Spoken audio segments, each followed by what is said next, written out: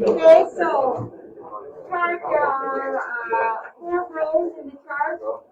They're all the same. You'll notice that the equations for f of x are all slightly different functions, but ones that you've seen before. So a radical function, a cubic, a rational, and a quadratic. Then short forms of transformations are given to you. Mine are even shorter form than what you have there. And then it says, right, equation for g of x in terms of f of x. And it gives you the form to do that in. Okay? And then equation for g of x in terms of x. Simplified and written as g of x equals. So again, that's very much like what we just did with g of x and other questions. So you have a choice really in that last column. If you want to start with your original equation for that function, do all the transformations in it, or if you want to use your function notation in this substitution. So the first one, there is a bit of space there, so you can show a bit of work in that. So y equals f of x. We're horizontally stretching by a half, vertically by a half. So you could do that in one step if you wanted. So y would be vertical stretch by a half. You actually have a half there. And then f of 2x. So that gets these stretches done. And then it says left 3 and down 1. So,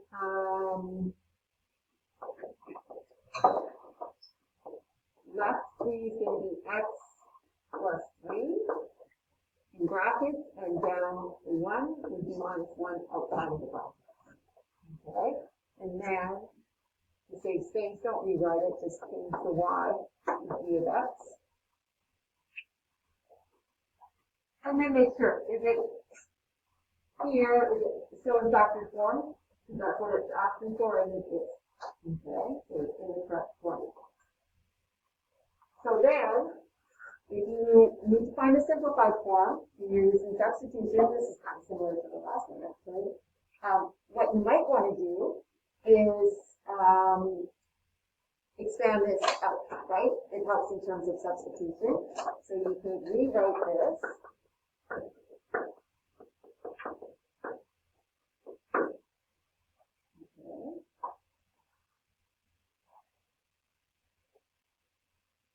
And then,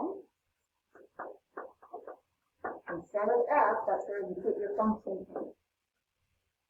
So, this is going to be square root of 2. Wherever there's an x, you have to put the 2x plus 6.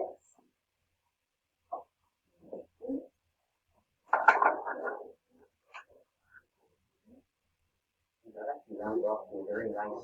Does it work honestly? Yeah. Unless I get something wrong. No, I think it does. So that's going to be 4x plus 12 minus 8. Yeah, simplified. There's a fair bit of space. You'll have to write small, but that's going to be 4x plus 4. And you can actually simplify that. Remember, 4's common factor. And we can do the square root of 4. Right? So this is an example where a horizontal stretch could have be expressed as a vertical, right? Like if we do this, it could be the same as a vertical stretch. In any case, so this is going to be 2 times a half. So there's going to be a coefficient of 1 here, right? It's just going to be x plus 1.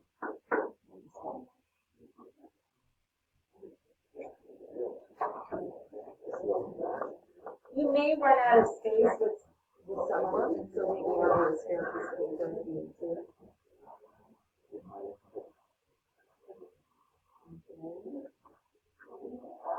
So, we got enough talking. So I'm going to stop there and finish the video after school. Or in a few minutes if you're listening to this. Alright, so the next one here. So the this is a cubic. Doesn't really matter for the first column that we're going to fill in because we're doing it in terms of f of x. So y equals f of x, then we're horizontal stretched by 2 and vertical stretched by 4. Will look like that, and then reflection in the line y equals 0 is the x-axis. So that changes the sign of y. So we can go straight to that. Okay? Then take a look. There was no translation, so we don't have to worry about brackets or any adding or subtracting. Then, in terms of x, so now this is going to be, oh, I should put that, that's called, we're calling that g of x. That's going to be g of x, and just do substitution with function notation. Okay, so -4 times f. Well, what's f? It's x cubed plus 2, where we replace x with 1/2 x plus 2. So that's going to be x cubed over 8. Expand out. So they're showing it as a coefficient. This is going to be a coefficient. So that's going to be -4 over 8, which is -1/2 x cubed minus 8.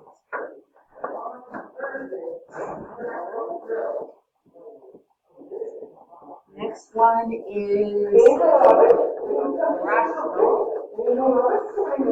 So y equals f of x.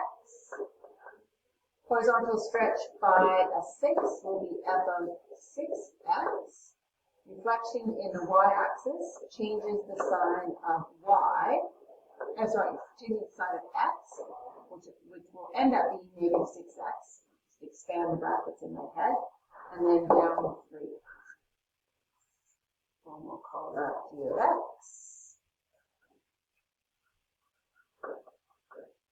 So g of x equals, now our f, and then -3 afterwards.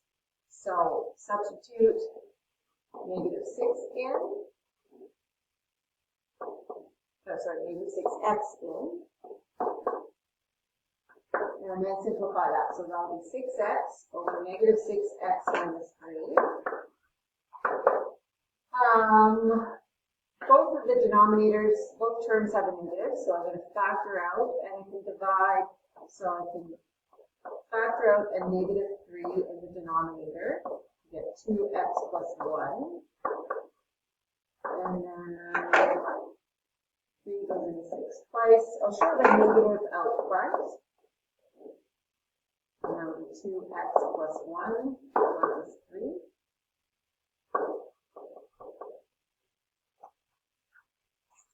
Okay, and then from there, we can show it with a common, with all as one fraction, rational expression. So we would multiply top and bottom by 2x plus 1. So we get -x, so this is all going to be over 2x plus 1, and then -6x minus 3. So that's going to be -7x minus 3 over 2x plus 1. Okay, just realized a mistake here.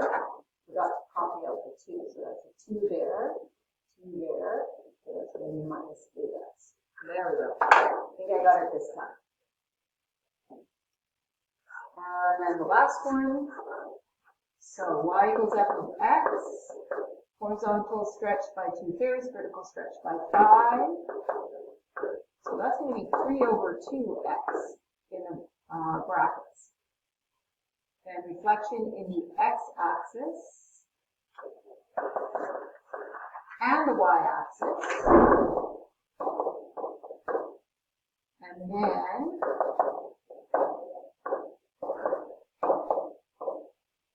right 2 and up 4. That substitution is going to be a little challenging, but in any case, so this is our g of x.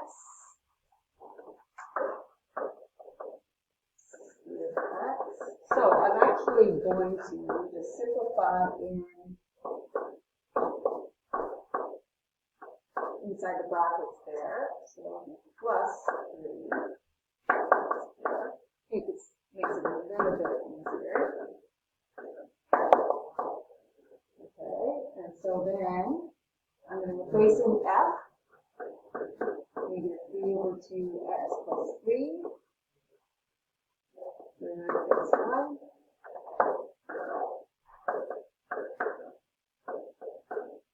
It's going to be, so now storing that, it's going to be 9/4 x squared minus 9, okay, so minus 9x plus 9 plus 1 plus 4.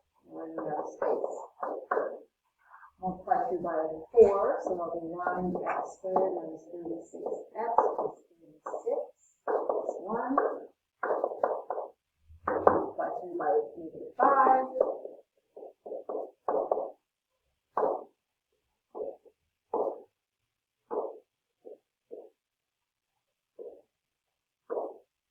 Oh, I could have added 37 anyway.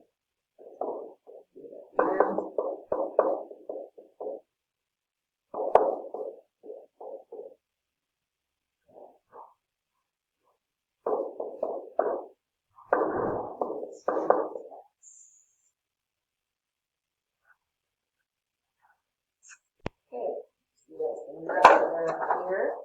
That is going to be minus 5. So that's going to be negative 180.